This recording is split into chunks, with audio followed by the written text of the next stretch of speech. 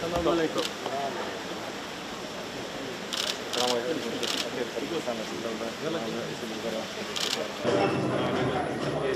لأن القصد الأساسي كان السياحة الخرفيزية لكي نعرف العالم عن طريق هذا البافليون تاريخ وثقافة الخرفيزية.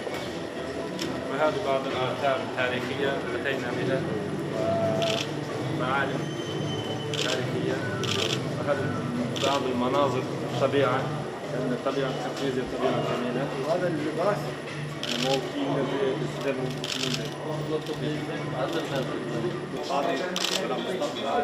نحن أيضا نحترم ونقدر تاريخنا وعاداتنا.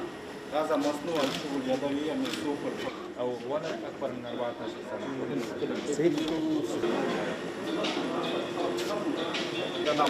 بلدنا مشهور جدا بمجال يعني عسل، وهذا عسل أبيض يربون خيرية.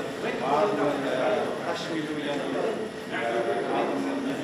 ثقافة الفضة والأشجار، لأن بسبب من الأشجار وهذه الربابة ربابة في وقت الطويل والخلافة.